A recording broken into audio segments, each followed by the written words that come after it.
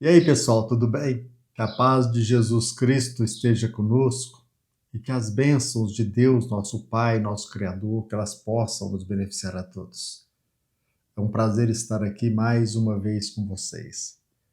Estamos aqui para dar continuidade ao nosso trabalho, a uma pesquisa, aquilo que nós aqui nos propomos a compartilhar com vocês, algumas palavras, alguns comentários sobre espiritismo e política. Na minha vida, eu recebi auxílio de muitas pessoas. E quando me reporto à necessidade de estudarmos a doutrina espírita, eu preciso compartilhar com vocês que muitos irmãos me ajudaram. Dicas importantes na leitura, como sintetizar um parágrafo. Muitas pessoas, muitos e muitos contribuíram para que eu pudesse desenvolver um pouco mais. Estou dizendo isso não para destacar o meu conhecimento, porque eu tenho consciência plena de que ainda sou muito ignorante. Existe um trabalho imenso para que eu possa, através dele, não somente aprimorar os meus conhecimentos, como também ascender na escala espiritual. Se Chico Xavier aqui entre nós, ele se referia a ele mesmo como Cisco, imaginemos cada um de nós. Agora, não por isso, ou principalmente pela nossa ignorância, é que nós precisamos aprimorar, aprender técnicas para que possamos nos desenvolver. Meu amigo, minha amiga, meus irmãos, se nós queremos estudar algo de fato, se queremos aprofundar em determinado assunto, se queremos entender um objeto de estudo, inclusive do ponto de vista, ou sobretudo no campo científico, nós precisamos mergulhar, procurar entender. Em qualquer estudo, em qualquer pesquisa, o objeto da análise, aquele objeto a ser analisado, ele deve ser encarado primeiramente sem preconceito, sem uma visão preconcebida. Quantas vezes nós bitulamos, nós nos tornamos míopes porque nós nos aprisionamos aos preconceitos. É importantíssimo que no trabalho, no estudo, no experimento, a isenção esteja presente. A vontade de aprender, mas aprender algo que o objeto nos apresente, e não produto dos nossos preconceitos. Quando nós nos propomos a estudar a doutrina espírita, e isso serve também para os demais ramos do conhecimento, nós não podemos ser vítimas de preconceitos. Nós não podemos nos submeter cegamente às críticas alheias, porque nós percebemos que a maioria destas críticas são infundadas. Estudemos, chequemos e cheguemos às nossas próprias conclusões, porque somente assim nós iremos aprimorar a nossa capacidade, a nossa faculdade de conhecer. Talvez você esteja aqui pela primeira vez assistindo o nosso vídeo. E se você já se mostrou interessado a estudar o Espiritismo, talvez você pergunte: como começar o estudo da doutrina espírita? Quais livros devo primeiramente estudar?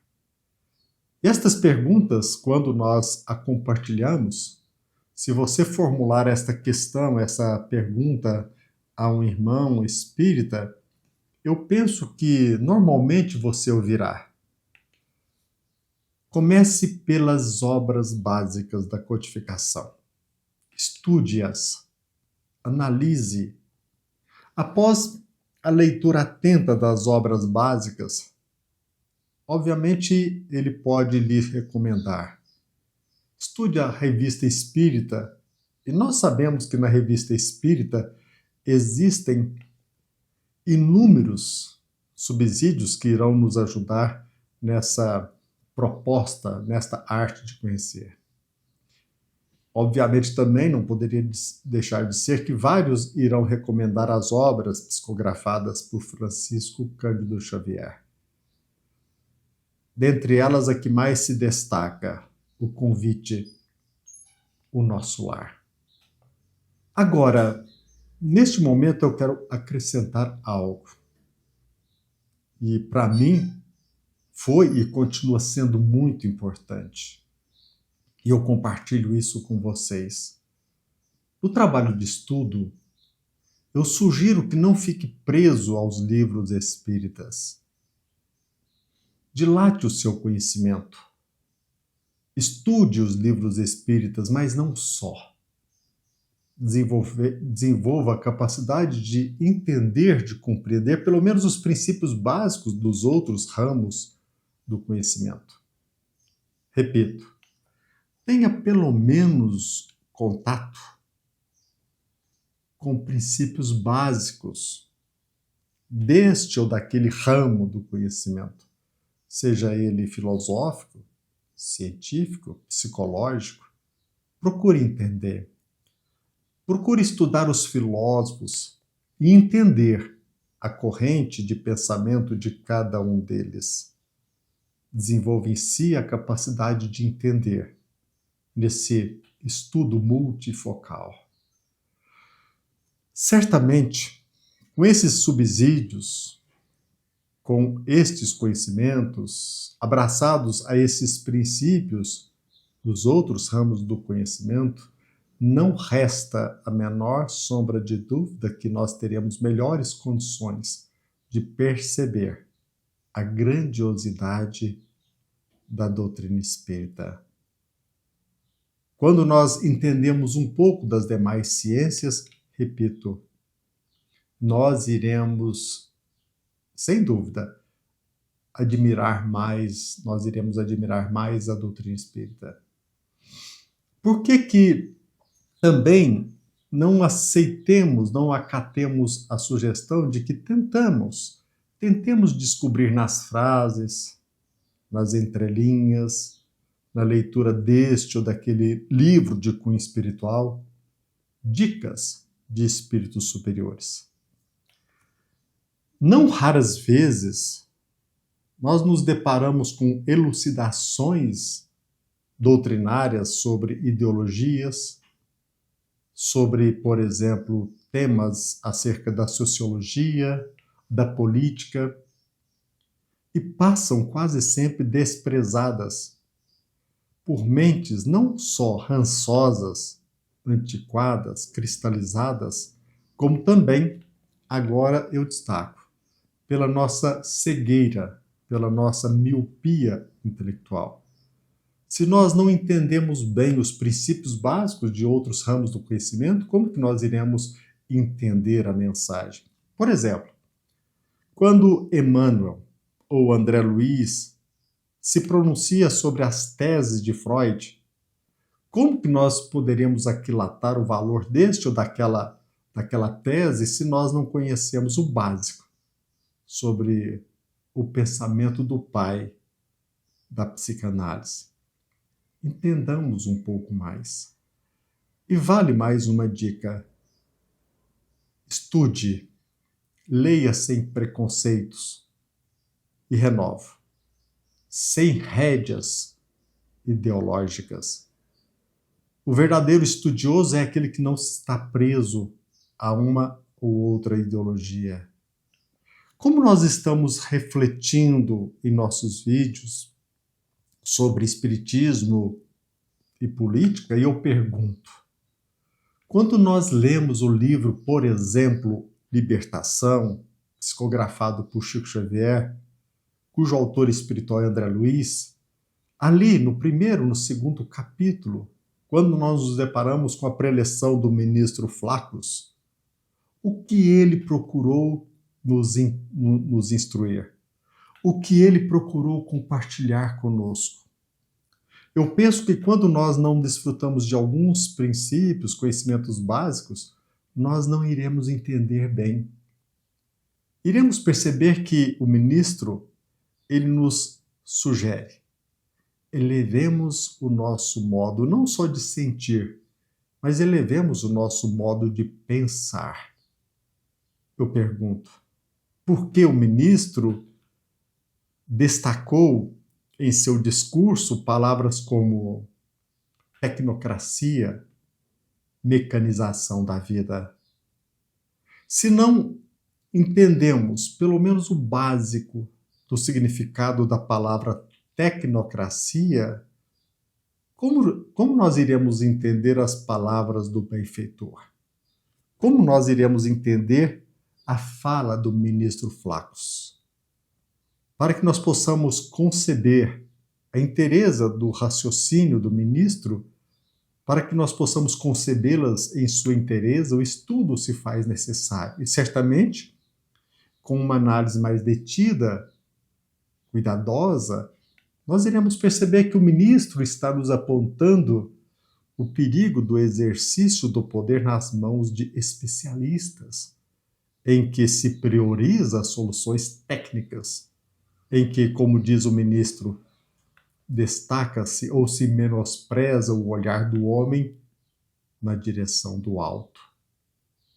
Precisamos estudar, procurar entender o que o ministro quis nos dizer ipsis litteris. Reclamamos, na atualidade, quem ajude o pensamento do homem na direção do alto.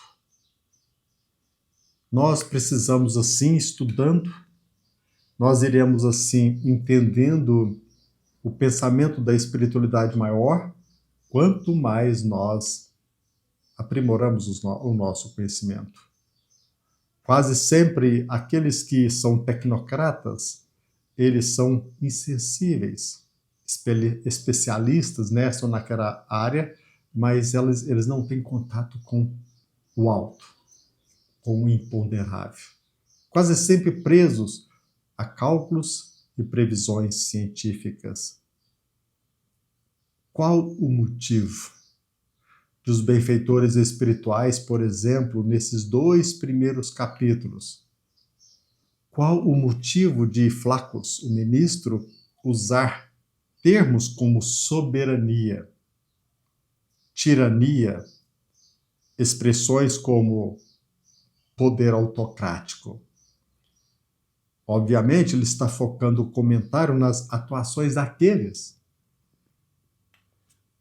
que estão no exercício do poder, daqueles que estão no exercício arbitrário do poder político. Quando nós lemos atentamente o que o ministro compartilha conosco, nós teremos curiosidade em saber o que o benfeitor espiritual pretendeu dizer quando ele se referiu aos filhos da revolta, aos rebelados filhos da providência. Portanto, é muito importante que nós estudemos, conheçamos um pouco de ciência, de filosofia, de história das religiões, a corrente deste ou daquele filósofo. Depois de conhecer, estudar mais, nós iremos nos perguntar: qual corrente de pensamento, qual ideologia aqui na Terra é composta, na sua maioria, por revoltados, por revolucionários, e que eles desacreditam, na sua maioria, a grandeza divina? Qual corrente ideológica? Qual ideologia é composta, em sua maioria, por intelectuais ateus? Quais são aqueles que defenderam propostas utópicas, que se utilizaram de termos como paraíso aqui na Terra? Quando nós estudamos, nós procuramos entender um pouco da história e dos demais ramos do conhecimento, nós iremos perceber facilmente a quem o benfeitor se refere. Qual ramo político diz, por exemplo, defender a democracia, mas são brutais em repreender os opositores? Você já se perguntou qual é o nome do regime na Coreia do Norte? qual é o nome do partido único na China, qual a denominação abraçada pela Rússia, quantas e quantas vezes se usa a democracia, mas são brutais em repreender os opositores. Que democracia é essa? Se nós estudarmos com mais cautela, nós iremos entender quais pensadores políticos rejeitam a religião e defendem o entendimento materialista da natureza. Quais ideais abraçou, por exemplo, Barrabás? Você já se perguntou? Qual ideologia prega a ditadura do proletariado? A violência como arma para se alcançar a igualdade de todos na Terra. Quem defende essa tese utópica da igualdade de todos aqui na Terra? Se nós estamos estudando a doutrina espírita, se nós procuramos entendê-la, aceite o convite e chegue às suas próprias conclusões. Agora, antes de chegar às suas conclusões, como estudioso da doutrina espírita, leia com atenção a pergunta e a resposta de número 811 de O Livro dos Espíritos. Ali, a espiritualidade recebeu a seguinte pergunta: seria possível e já teria existido a igualdade absoluta das riquezas? E qual foi a resposta? Não. Mas a espiritualidade não parou por aí. Não apenas não existiu, como não é possível.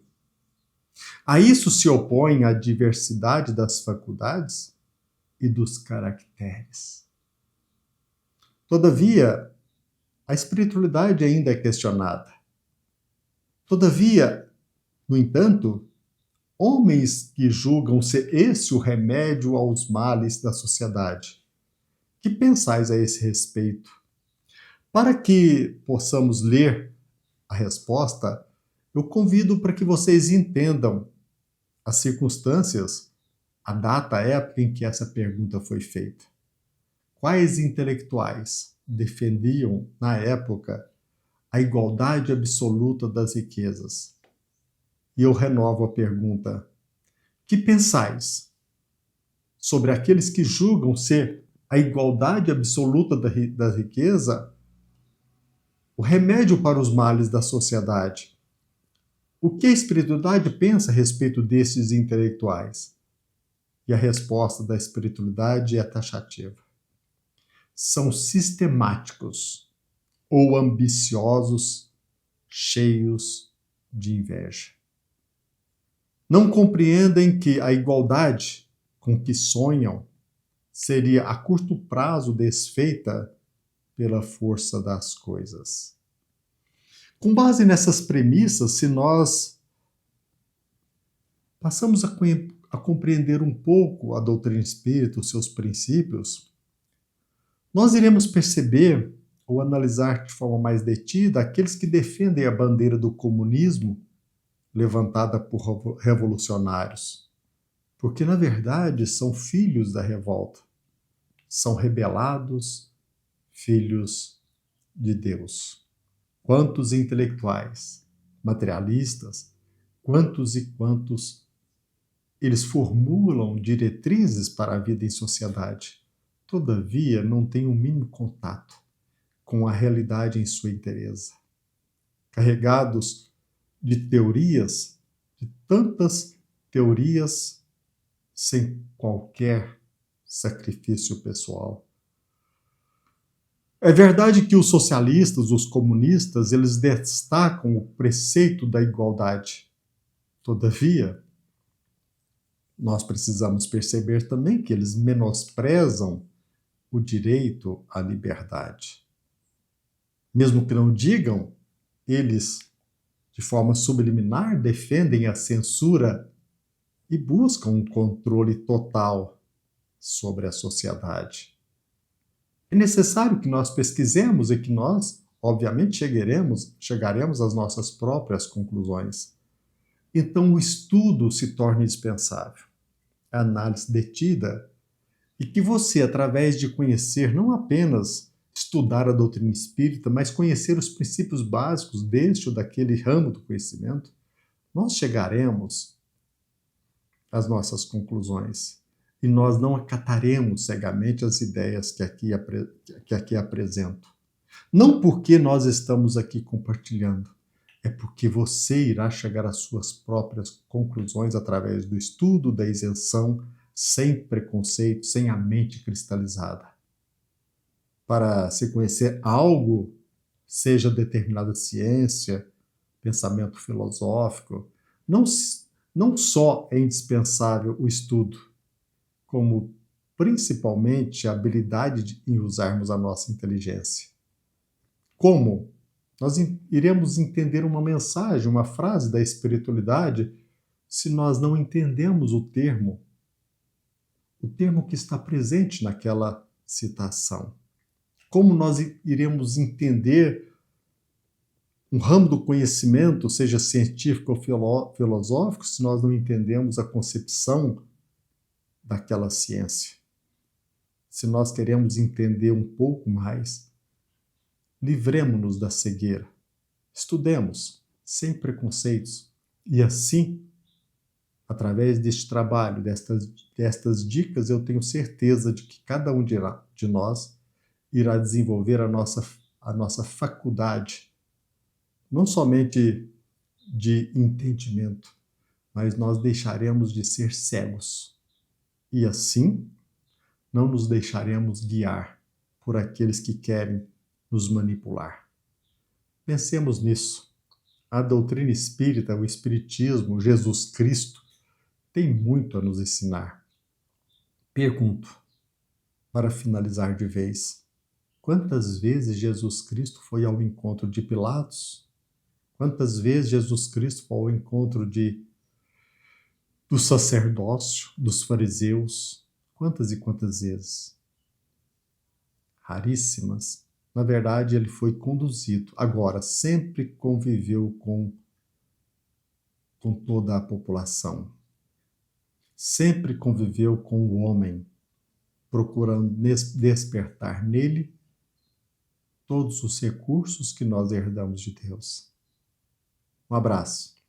Até breve, se Deus quiser.